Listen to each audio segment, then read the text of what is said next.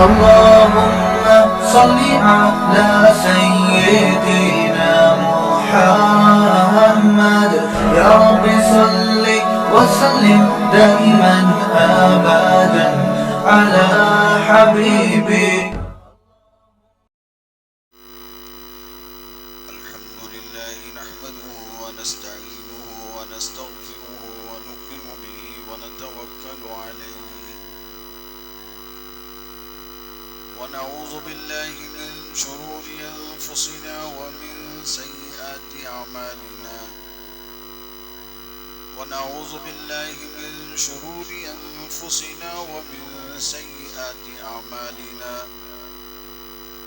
ونعوذ بالله من شرور أنفسنا ومن سيئات أعمالنا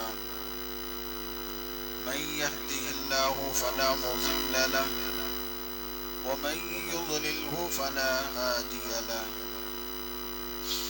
ونشهد أن لا إله إلا الله وحده لا شريك له ونشهد أن سيدنا وسندنا ومولانا محمدا عبده ورسوله صلى الله تعالى عليه وعلى آله وبارك وسلم تسليما كثيرا كثيرا.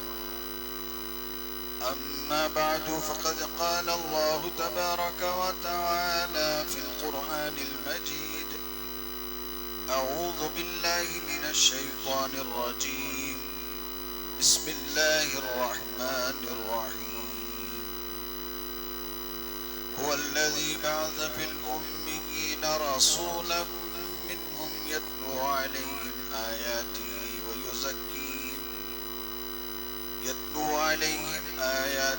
ويزكيهم ويعلمهم الكتاب والحكمة وإن كانوا من قبل لفي ضلال مبين. صدق الله مولانا العظيم وصدق رسوله النبي الكريم ونحن على ذلك من الشاهدين والشاكرين والحمد لله رب العالمين.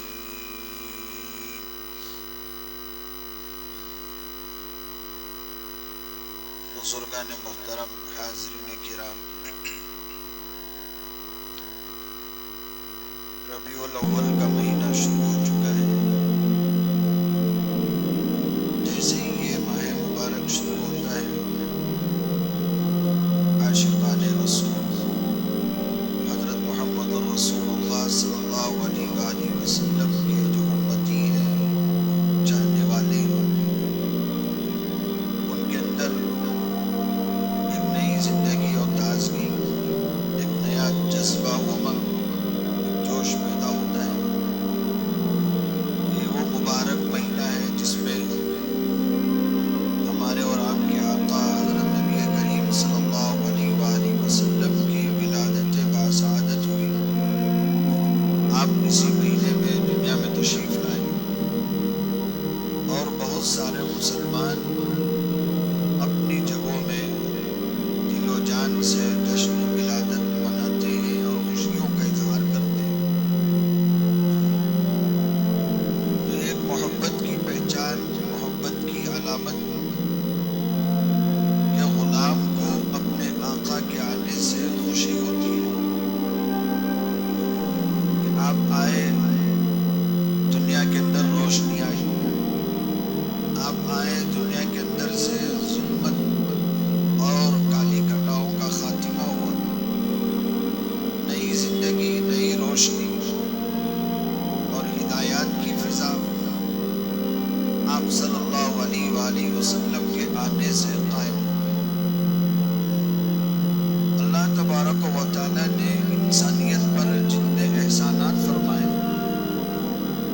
ان احسانات میں سے سب سے عظیم احسان، سب سے بڑا احسان وہ یہی ہے کہ اللہ تبارک و تعالیٰ نے امت کے بیچ میں، انسانوں کے بیچ میں، انسانوں میں ہی سے ایک نبی کو مبعوث فرمایا.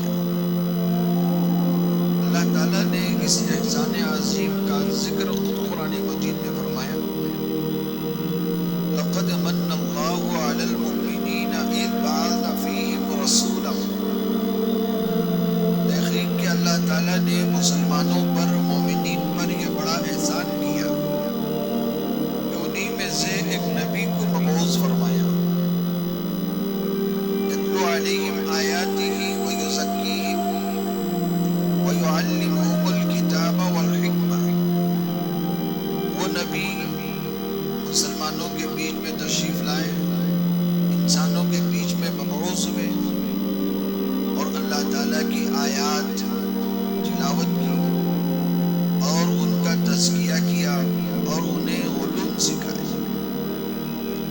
حکمت کے، شریعت کے۔ اللہ تعالیٰ نے جو علوم نبی کو دیے وہ امت کو آپ نے سکھایا اور بتایا، پڑھایا۔ تو اللہ تعالیٰ کے احسانوں میں سے ایک بڑا احسان ہے کہ اللہ نے نبی کو دنیا میں مبعوث فرمایا، اس لیے کہ انسان کے اندر اتنی قدرت نہیں ہے، اتنی طاقت نہیں ہے کہ وہ اپنے اللہ کو دیکھ سکے اور اللہ کو بات کر سکے۔ نہ اللہ کو وہ دیکھ سکتا ہے، نہ وہ اللہ کو بات کر سکتا ہے۔ لا تدرکہ الابصار وہو یدرک الابصار۔ اللہ نے قرآن مجید میں فرمایا کوئی نظر، کوئی نگاہ، کوئی دنیا کی بصارت اس کو دیکھ نہیں سکتی، اور وہ ہر چیز کو دیکھتا ہے، ہر چیز اس کے علم میں ہے۔ لیکن دنیا کی یہ آنکھیں، یہ انسان اللہ تعالیٰ کو نہ دیکھ سکتا ہے، نہ اللہ سے بات کر سکتا ہے۔ تو رہا یہ سوال کہ جب کوئی بندہ اللہ کو نہ دیکھ سکتا ہے، نہ بات کر سکتا ہے، تو اسے کیسے معلوم ہوگا کہ اللہ تعالیٰ اس سے کیا چاہتے ہیں، بندگی کا کیا طریقہ ہے، اللہ کی عبادت کیسے کی جائے؟ یہ کون بتائے گا؟ یہ ساری چیزیں بتانے کے لیے اللہ تعالیٰ نے انسانوں میں سے ہی کچھ بندوں کو منتخب کیا، کچھ برگزیدہ ہستیوں کا انتخاب کیا اور ان کو اپنا نبی بنائے گا، اور ان کو وحی کے ذریعے، الہام کے ذریعے، جو بھی اپنا طریقہ ہے اس کے ذریعے سے اللہ تعالیٰ نے حضرات انبیاء کو علوم و معرفت، حکمت النبوت کی باتیں بتائی اور ان کو یہ ذمہ داری سونپی کہ تم میرے بندوں تک یہ پیغام پہنچاؤ۔ نبی کو پیغمبر کہتے ہیں۔ پیغمبر کا معنی کیا ہے؟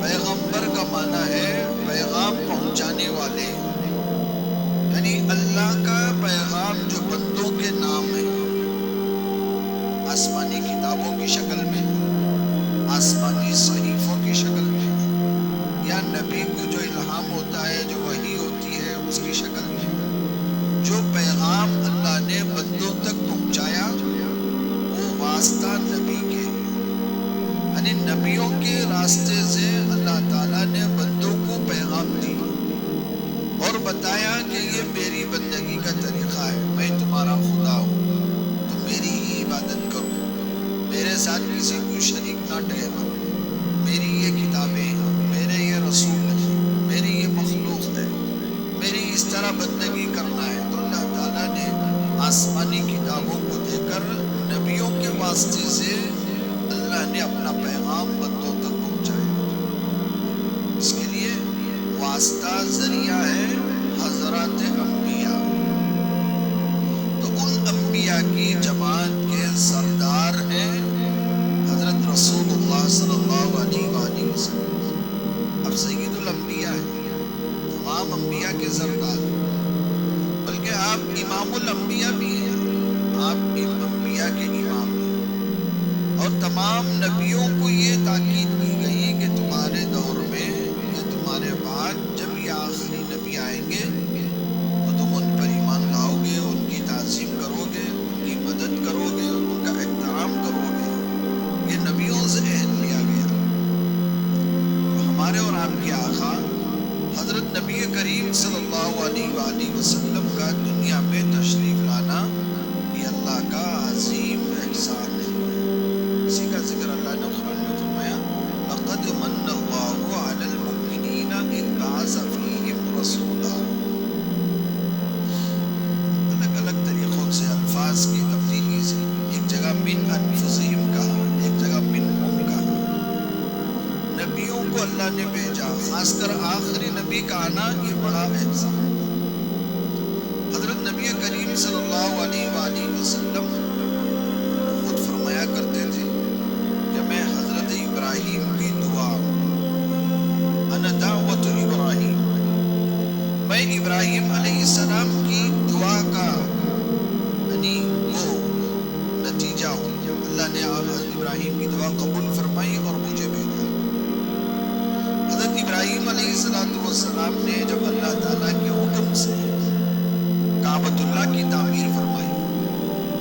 بیت اللہ کی تعمیر سے فارغ ہوئے. ظاہر بات ہے یہ سنت ہے کہ جب اللہ کی طرف سے کوئی کام پورا ہوتا ہے، جب کوئی بندہ اللہ کے حکم کو پورا کرتا ہے تو اس کی تکمیل پر، اس کے پورا ہونے پر سنت یہ ہے حضرات انبیاء کی کہ اس کام کے پورا ہونے پر دعا کی جائے. یہ تعلیم ہے اللہ تعالیٰ. جب کوئی بھی کام پورا ہوتا ہے، یہ اللہ کا حکم تھا، ہم نے وہ کیا اور وہ پورا ہو گیا، تو وہاں سنت یہ ہے. ویسے اللہ کے نبی صلی اللہ علیہ وسلم کی تعلیمات میں آتا ہے کہ جب اللہ کے حکم کو جب پورا کر چکو تو دو کام ضرور کرو. دو کام. ایک کام کیا کرنا ہے؟ استغفار کرنا ہے، اللہ تعالیٰ سے استغفار کرنا. اور دوسرا کام ہے دعا کرنا ہے، اللہ تعالیٰ سے دعا کرنا. کہ جب کوئی کام پورا ہوتا ہے تو اس وقت اللہ تبارک و تعالیٰ دعا قبول فرماتے ہیں. چنانچہ ہم نماز پڑھتے ہیں، نماز میں جب آخری التحیات پڑھتے ہیں تو التحیات کے بعد ہم درود ابراہیم پڑھتے ہیں. درود ابراہیم کے بعد دعائے معصورہ پڑھتے ہیں. اللہم انی ظلمت نفسی ظلما کثیرا ولا یغفر الذنوب الا انت فاغفر لی مغفرۃ من عندک وارحمنی انک انت الغفور الرحیم. یہ دعا ہم پڑھتے ہیں، دعائے معصورہ. اگر یہ دعا یاد نہیں ہے کسی کو، آمین نہ کہہ لے اللہم اغفر لی ولوالدی وللمؤمنین یوم یقوم الحساب. جو دعا آسان ہے، اتنا بھی یاد نہیں ہے تو اللہم اغفر لی، اللہم اغفر لی انک انت الغفور الرحیم اتنا پڑھ لیں. یہ دعا جو اللہ کے نبی صلی اللہ علیہ وسلم نے سکھائی، اس دعا کے اندر کیا ہے؟ اس دعا کے اندر یہی استغفار ہے کہ بندہ نماز کے آخر میں کہتا ہے اللہم انی ظلمت نفسی ظلما کثیرا. اے اللہ میں نے اپنے اوپر بہت ظلم کیا ہے. سوال یہ پیدا ہوتا ہے یہ دعا ہم کہاں پڑھ رہے ہیں؟ نماز کے آخر میں. سوال یہ ہے کہ نماز پڑھ کے ظلم کا ہوا؟ یہ تو اللہ کی عبادت ہے، اس کو ظلم کہاں کہتے ہیں؟ اب حکم دیا گیا کہ نماز کے آخر میں پڑھو. نماز پڑھ کے تو بندے نے اللہ کی بندگی کی ہے، اللہ کی عبادت کی ہے، نبی کی اطاعت کی ہے، اور یہاں کہہ رہا بندہ میں نے ظلم کیا. کیا مطلب ہے؟ کئی حکمتیں ہمارے علماء نے، حضرات علماء فقہا حضرات نے بیان فرمایا کہ بندہ نماز کے آخر میں استغفار اس لیے پڑھتا ہے کہ جیسے نماز پڑھنی تھی ویسے نماز ہم نہیں پڑھ سکے. نماز کا جو حق تھا وہ حق ہم ادا نہیں کر سکے. یہ بھی ایک ظلم ہے. وجہ اس کی کہ یا تو ہمیں ٹھیک سے علم نہیں تھا، یا تو ہم ٹھیک سے نماز ادا نہیں کر سکے، کچھ چیزیں بھول گئے، یا دھیان نہیں لگا سکے، دھیان کہیں اور تھا، ہم یہاں نماز میں کھڑے ہوئے. بہت سارے بندے نماز میں ہوتے ہیں اور اپنے کاروبار کا پورا حساب کرتے ہوتے ہیں. پورا حساب چلتا رہتا ہے کاروبار کا، صبح سے شام تک کتنا کاروبار ہوا، کتنا فائدہ ہوا، کتنا نقصان ہوا، کسے کتنا دینا ہے، سارا حساب کتاب نماز میں. وہ لطیفہ بھی ہم نے سنا کہ یہ امام صاحب ایک بار 3 رکعت میں سلام پھیر دیا تو سب کنفیوز ہو گئے کہ 3 رکعت ہوئے کہ 4 رکعت ہوئے، 3 ہوئے کہ 4، کتنے ہوئے، سب کنفیوز میں. تو ایک بندہ کھڑا ہوا بولا نہیں امام صاحب نے 3 ہی رکعت پڑھے، 4 رکعت نہیں پڑھے. تو لوگوں نے پوچھا اتنا کانفیڈنس سے کیسے بول رہا ہے، تجھے کیسے معلوم؟ تو بولا روزانہ 4 رکعت میں 4 دکانوں کا حساب کرتا ہوں، آج 3 دکانوں کا ہی حساب ہوا ہے، اس لیے پتا چلا کہ نماز کی 3 ہی رکعتیں ہوئی ہیں. تو لوگ نماز میں ہوتے ہیں، دھیان کہیں اور ہوتا ہے، تو یہ بھی ظلم ہے. خشوع سے نماز پڑھنے والے ان کا دھیان نماز میں ہوتا ہے، دکان میں نہیں ہوتا. اخلاص سے پڑھنے والے، خشوع سے پڑھنے والے، ان کا دھیان نماز میں ہوتا ہے. تو یہ بھی ایک ظلم ہے ایک طرح کا. تو جیسے نماز پڑھنی تھی ویسے نماز نہیں پڑھ سکی. تو اس لیے تعلیم دی گئی کہ نماز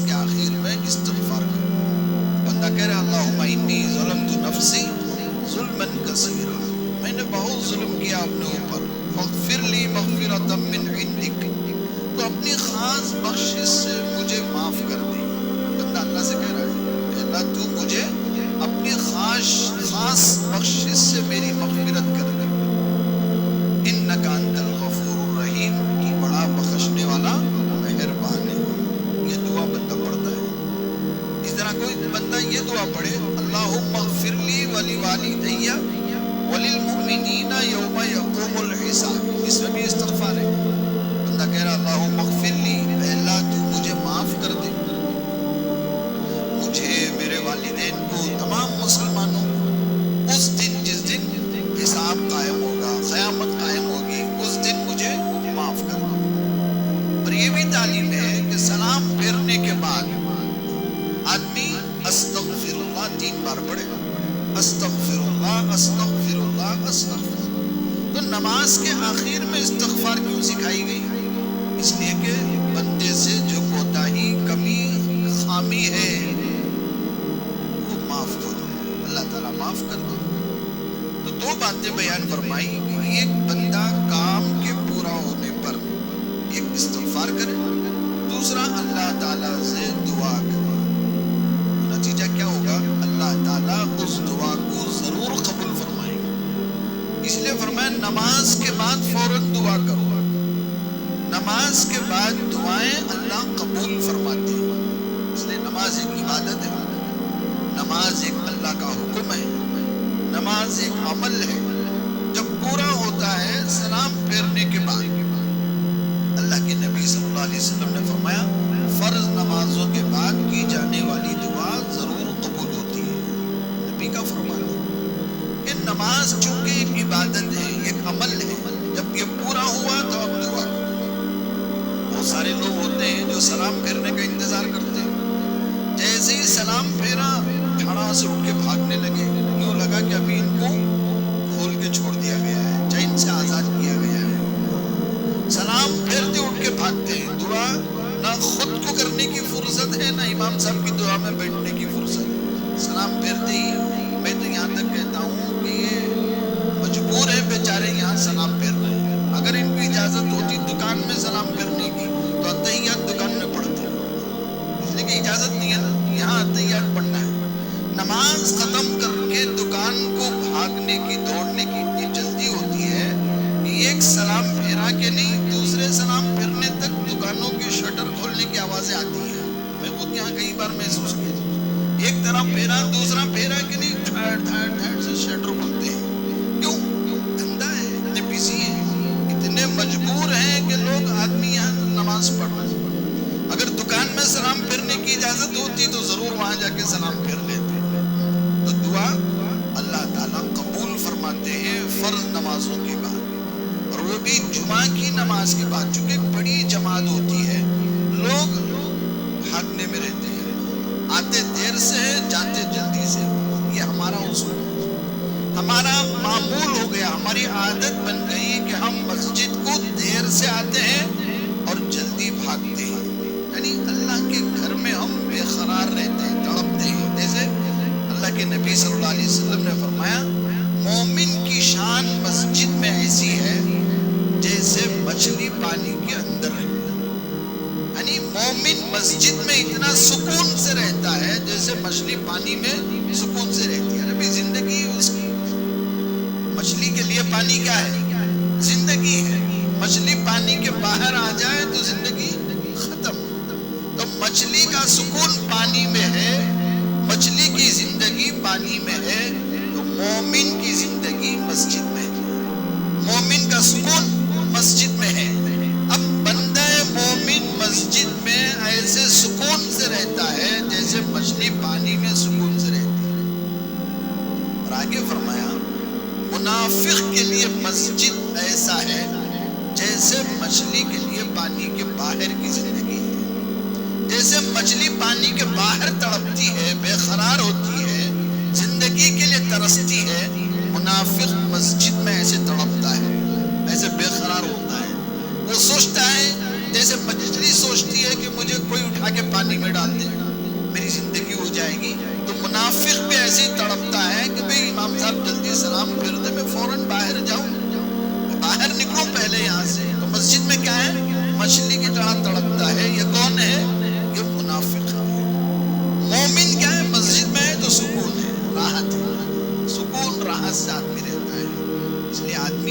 جب مسجد میں سکون سے رہتا ہے، یاد رکھو اس کی زندگی اتنا آرام اور راحت والی ہوگی، وہ گھر میں بھی سکون سے رہے گا.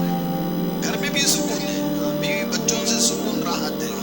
کیوں؟ اب اسے گھر جانے کو جی لگ رہا ہے. اب بتاؤ کتنے لوگ ایسے ہیں جن کو گھر میں سکون ہے؟ نہیں. وہ آدمی دکان میں رہنا پسند کرتا ہے. ارے کتنے مریضوں کو ہم نے دیکھا ڈسچارج ہونے کے لیے تیار نہیں. کیوں نہیں؟ ڈسچارج ہو کے کہاں جانا ہے؟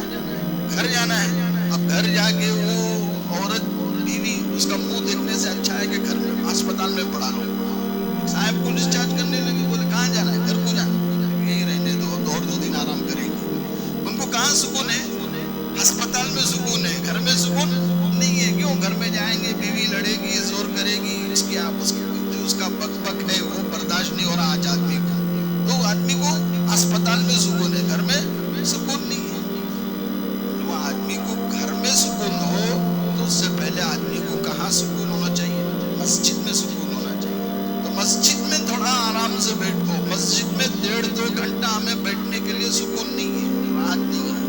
ہم آدھے پاؤ گھنٹے کے لیے آتے ہیں اور جلدی بھاگنے کی کوشش کرتے ہیں. تو بات کہیں سے کہیں نکل گئی. میں عرض کر رہا تھا ہر نیک عمل کے بعد، ہر ایک فریضے کے مکمل ہونے کے بعد اللہ تعالیٰ دعا قبول فرماتے ہیں. تو حضرت ابراہیم علیہ السلام نے کعبۃ اللہ کی تعمیر فرمائی. اللہ کا حکم تھا. اس حکم کے پورا ہونے کے بعد آپ نے کئی دعائیں فرمائی. قرآن مجید میں 2 دعاؤں کا تذکرہ ہے. ایک دعا تو آپ نے یہ فرمائی ربنا تقبل منا انک انت السمیع العلیم. انک انت السمیع. اے اللہ ہم نے آپ کے حکم سے کعبۃ اللہ کی تعمیر کی ہے، اس کعبۃ اللہ کی تعمیر کو تو قبول فرما. وتب علینا انک انت التواب الرحیم. اور تو ہماری توبہ قبول فرما، تو بے شک بڑا توبہ قبول کرنے والا مہربان ہے. یہاں کے ابراہیم علیہ السلام کی اس دعا میں بھی وہ دونوں باتیں آ گئی. ایک دعا کرنا، دوسرا توبہ یعنی استغفار کرنا. وتب علینا، حضرت ابراہیم علیہ السلام وتب علینا بول رہے، ہماری توبہ قبول فرما. اب ذرا اندازہ لگاؤ، حضرت ابراہیم علیہ السلام پیغمبر ہیں، نبی ہیں، کیا وہ گناہ کر سکتے ہیں؟ گناہ ہرگز نہیں کر سکتے. اچھا کیا انہوں نے کعبۃ اللہ تعمیر کر کے گناہ کا کام کیا؟ نعوذ باللہ نہیں کیا. تو اللہ کا حکم پورا کیا ہے. لیکن توبہ کیوں کر رہے ہیں؟ یہ تعلیم ہے امت کے لیے، یہ تعلیم ہے ہم جیسوں کے لیے کہ یہ اچھا موقع ہے کہ جب تم اللہ کا کوئی فریضہ پورا کرو تو اللہ سے فوراً توبہ کرو، اللہ سے توبہ قبول کرا دو. کیوں؟ یہ قبولیت کی گھڑی ہے. تو جمعہ کی نماز آپ نے پڑھی، فجر کی نماز آپ نے پڑھی، ظہر کی نماز آپ نے پڑھی، ماشاءاللہ جماعت سے پڑھی. تو 2 کام کرو، ایک قبولیت کی دعا کر لو، دوسرا استغفار کر لو، توبہ کرو. کیوں؟ یہ قبولیت کی گھڑی ہے.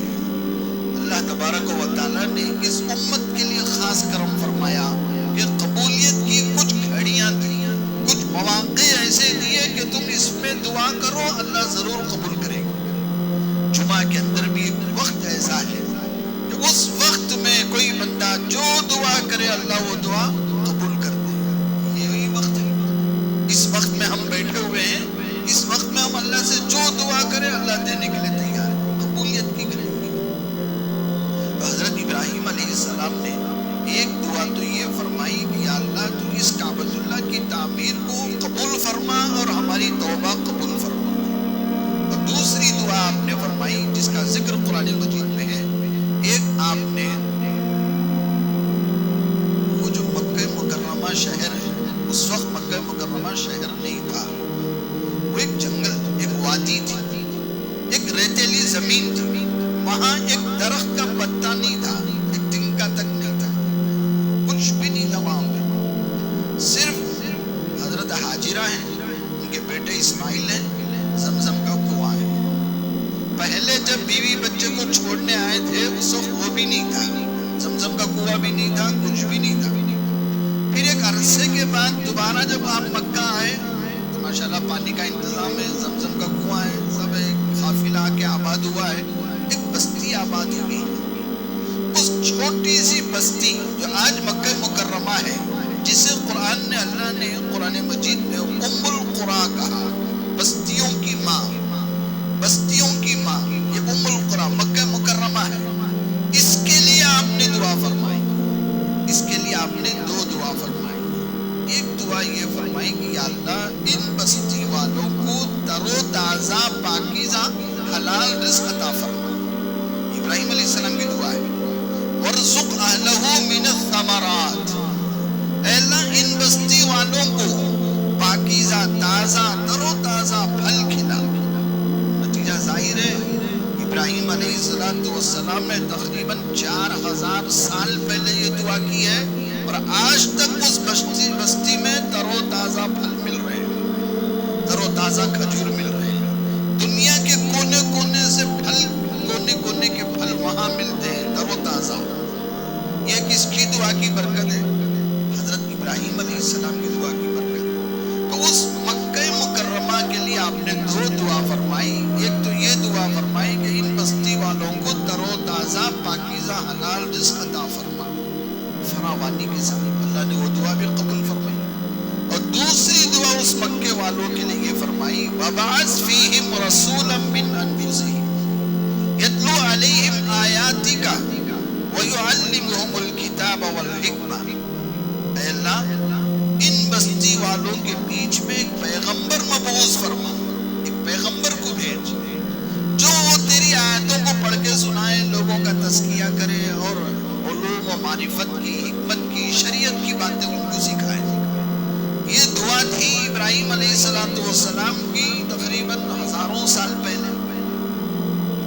آپ صلی اللہ علیہ وسلم نے فرمایا انا دعوت ابراہیم، میں ابراہیم کی اس دعا کا پھل ہوں، ثمرہ ہوں، نتیجہ ہوں. ابراہیم نے دعا کی، اللہ نے قبول فرمائی، اور اس جگہ پیغمبر بنا کر اللہ نے مجھے بھیجا. یہ اللہ کا احسان ہے. اللہ تعالیٰ نے قرآن مجید میں کئی احسانات کے ذکر فرمائے. ان میں سے یہ بڑا احسان ہے، احسان عظیم کا ذکر فرمایا. لقد من اللہ علی المؤمنین اذ بعث فیہم رسولا.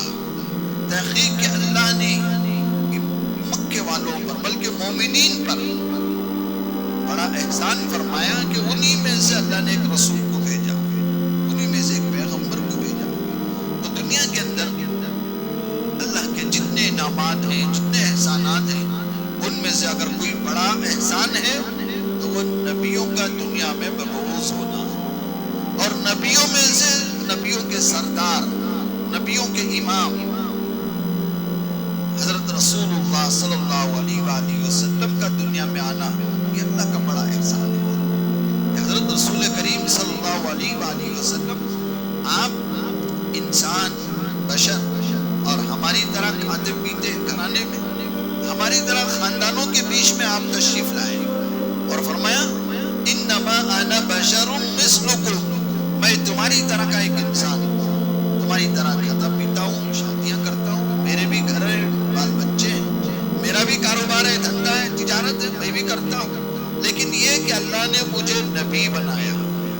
یوحا الی انما الہکم الہ واحد، اللہ نے مجھے تمہارے بیچ میں نبی بنا کر بھیجا. میں بتاؤں تمہیں کہ تمہارا خدا ایک خدا ہے.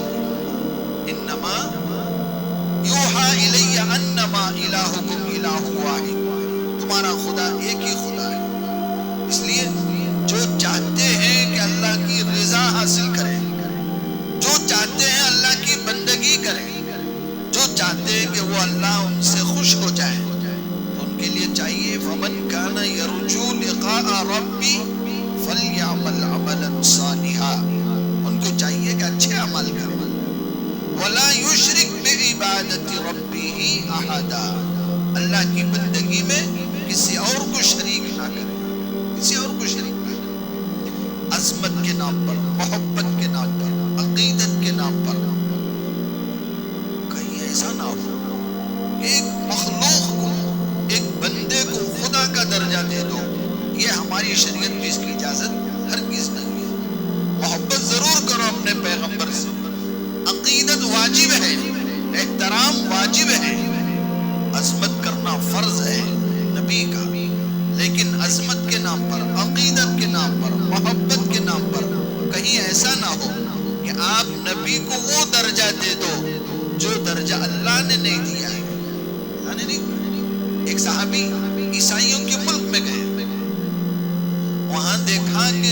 پادری کے لیے ایک بڑا مقام اونچا بنا ہوا ہے اور پادری وہاں بیٹھتا ہے. عیسائی پادری جو ہوتا ہے ان کا جو مقتدا پیشوا جو ہوتا ہے امام وہ اوپر بیٹھا ہوا ہے, لوگ آ رہے ہیں سجدہ کر رہے ہیں. وہ صحابی علی بن حضرت جابر رضی اللہ تعالیٰ عنہ ہیں, وہ کہنے لگے آپ رسول اللہ صلی اللہ علیہ وسلم کی خدمت میں آئے, کہا اتیت الحیرہ, ہیرا نامی عیسائی گاؤں میں ایک بار گیا تو میں نے دیکھا کہ وہاں کے لوگ عیسائی لوگ یسجدون لمرزبان لہو, وہ اپنے پیشوا امام پادری فادر کو سجدہ کرتے ہیں.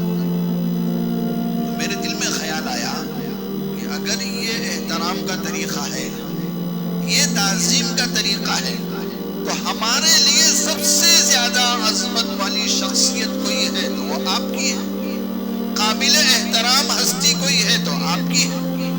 جب وہ لوگ اپنے پیشوا کو سجدہ کر سکتے ہیں تو کیا ہم آپ کو سجدہ کر سکتے ہیں؟ کیا ہم آپ کو سجدہ کریں؟ تو رسول اللہ صلی اللہ علیہ وسلم نے بڑے اچھے مثال کے ساتھ سمجھایا, ایسا کرو, ایسا بتاؤ, اگر کل کے دن تمہارا گزر میری قبر سے, کیا تم میری قبر کو سجدہ کرو گے؟ کہا نہیں یا رسول اللہ, ہم کسی کی قبر کو سجدہ نہیں کریں گے, نہیں کریں گے. تو رسول اللہ صلی اللہ علیہ وسلم نے فرمایا میرے جیتے جی بھی مجھے سجدہ مت کرو. کیوں؟ آگے فرمایا اللہ کے علاوہ کسی اور کو سجدہ کرنے کی اجازت ہماری شریعت میں نہیں ہے. سجدہ کرنا ہے چاہے وہ سجدہ تعبدی ہو, عبادت کا سجدہ ہو, چاہے وہ سجدہ تعظیمی ہو, عظمت والا سجدہ ہو, کسی غیر خدا کو سجدہ کرنے کی اجازت ہماری شریعت میں نہیں ہے.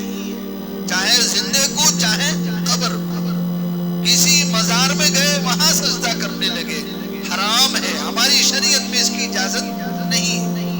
جب نبی کو سجدہ نہیں کر سکتے تو کسی ولی کو کیسے سجدہ کریں گے؟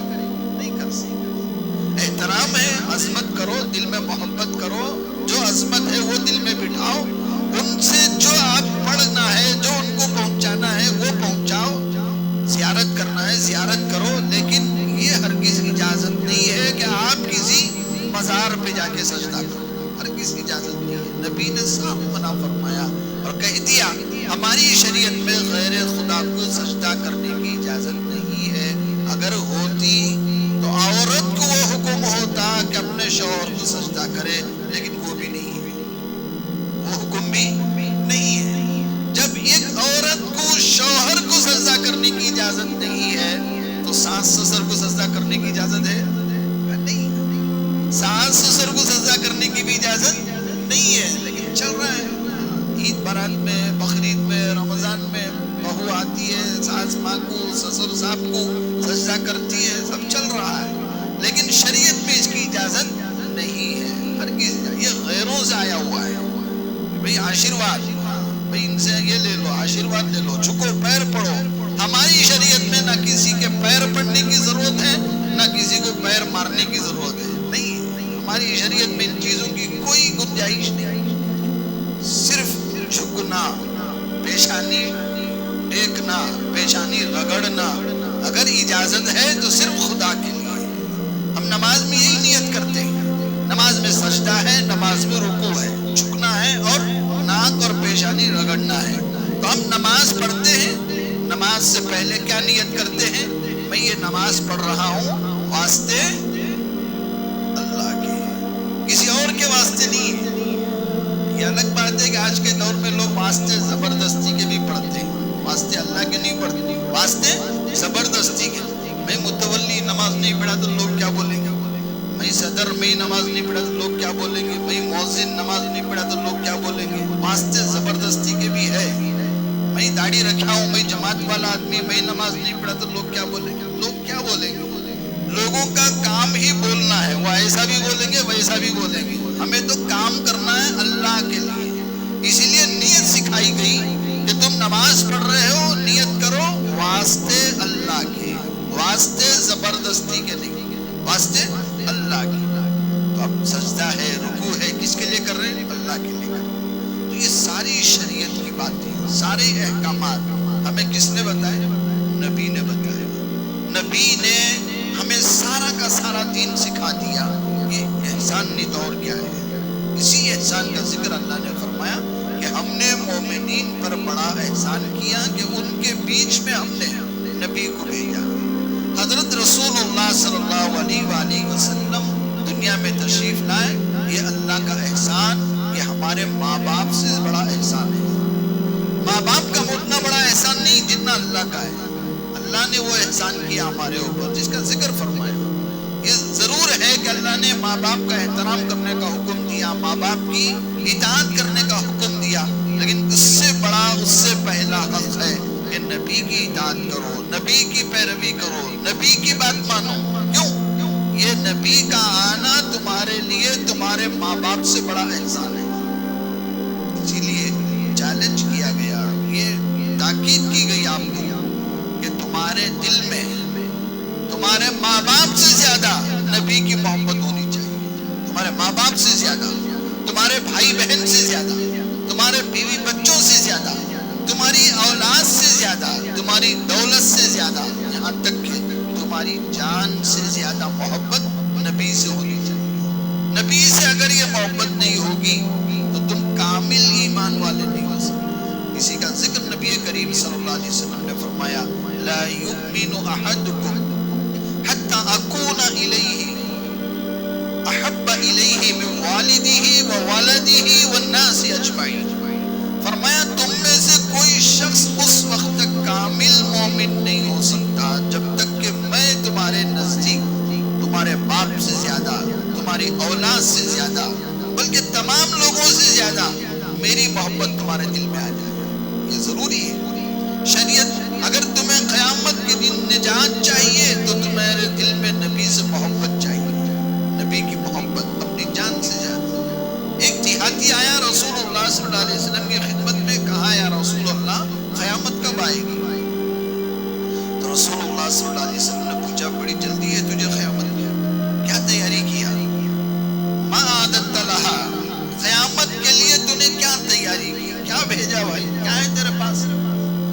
اس دیہاتی آدمی کہنے لگا کہ یا رسول اللہ کوئی بڑا کام نہیں ہے، ایسا کچھ نہیں کیا میں، لیکن میرے دل میں نبی سے محبت ہے، اللہ حب اللہ و رسول، میرے دل میں اللہ اور رسول سے محبت ہے، یہی ایک دولت ہے میرے پاس اور کچھ نہیں۔ تو رسول اللہ صلی اللہ علیہ وسلم نے فرمایا المرء مع من احب، آدمی قیامت کے دن اسی کے ساتھ ہوگا جس سے وہ محبت کرے گا۔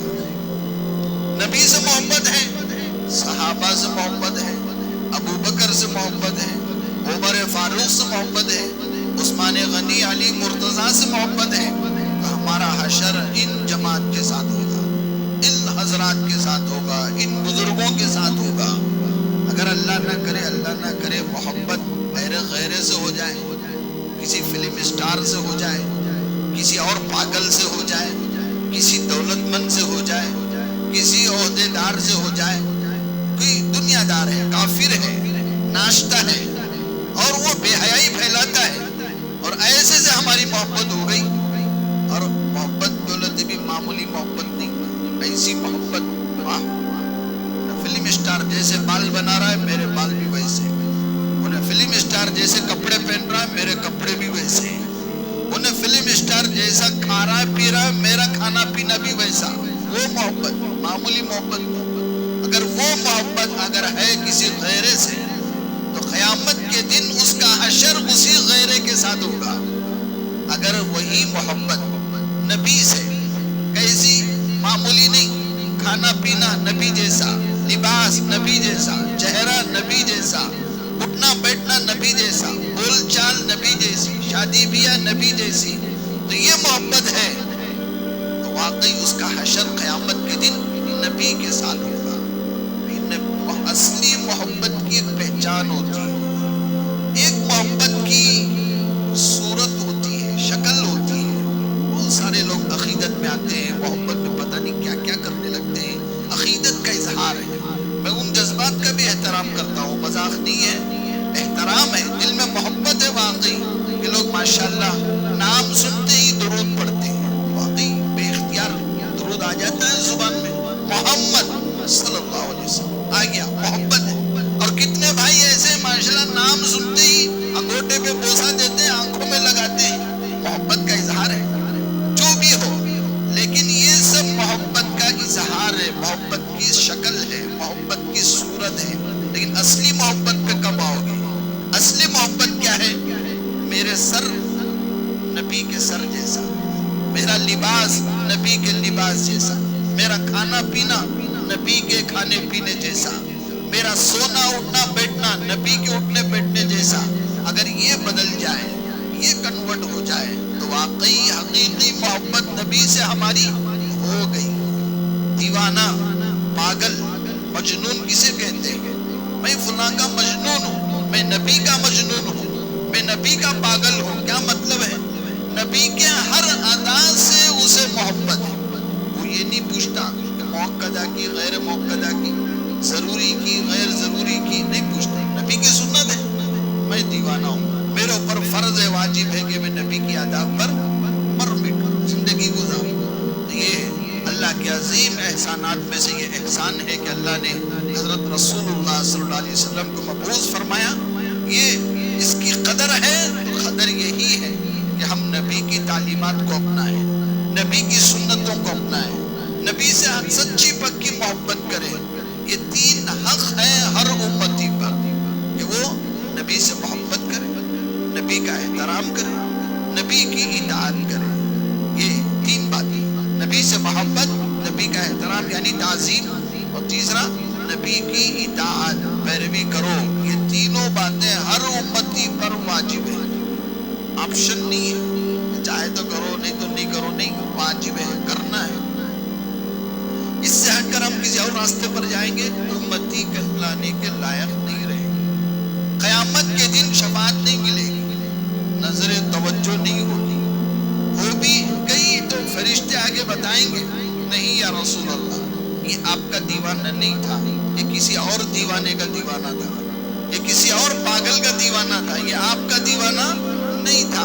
اس کو آپ کے سنتوں سے محبت نہیں تھی، وہ کسی اور کے اداؤں پہ مرتا تھا، یہ آپ کے اداؤں کو دیکھتا بھی نہیں تھا.